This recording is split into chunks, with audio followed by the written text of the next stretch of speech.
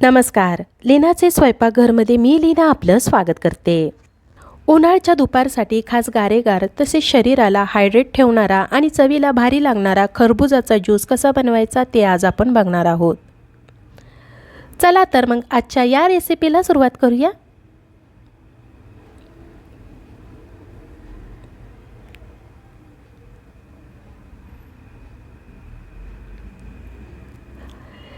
इथे मी एक मध्यम आकाराचा खरबूज घेतलेला आहे. खरबूज धुवून स्वच्छ कपड्याने कोरडा करून घ्यायचा आहे.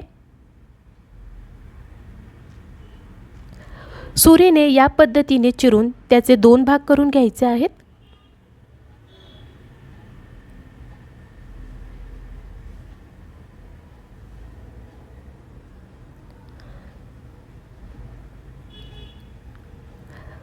चमच्याच्या साहाय्याने आतील बिया काढून घ्यायचे आहेत.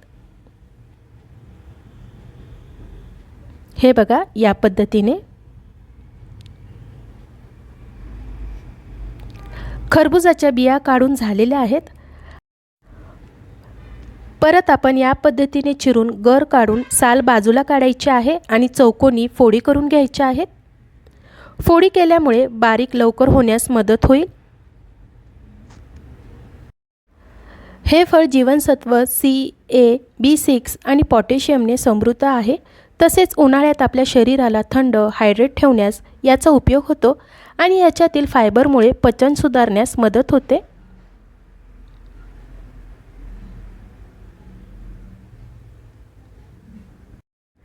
सर्व खरबुजाच्या फोडी करून झालेल्या आहेत. आता आपण लगेच ज्यूस बनवायला घेऊयात. मिक्सरच्या भांड्यामध्ये सर्व फोडी घालून घेऊयात.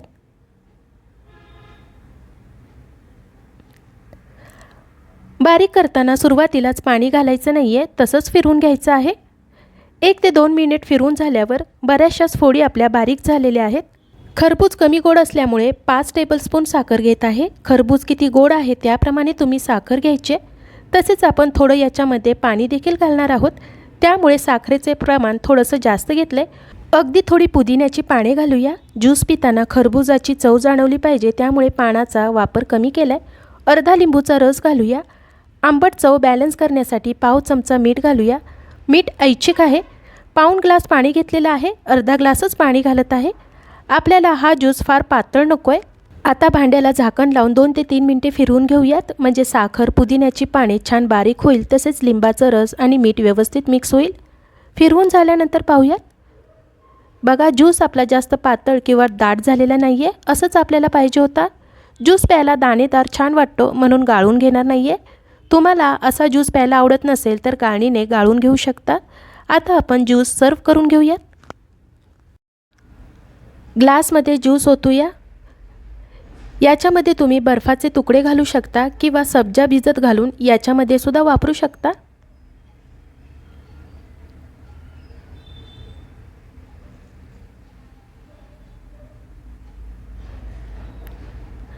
ज्यूस ग्लासमध्ये ओतून झालेला आहे. डेकोरेशनसाठी आपण पुदिन्याचे पाने लावूयात. शरीराला गारवा देणारा खरबुजाचा ज्यूस पिण्यासाठी तयार झालेला आहे. असा ज्यूस तुम्ही नक्की करून बघा, तुम्हाला जरूर आवडेल. मला आशा आहे आजच्या या रेसिपीची तुम्हाला थोडीफार मदत झाली असेल. आजची ही रेसिपी तुम्हाला आवडली असेल तर लीनाचे स्वयंपाकघर या यूट्यूब चॅनलला लाईक, शेअर आणि सबस्क्राईब करायला विसरू नका. धन्यवाद.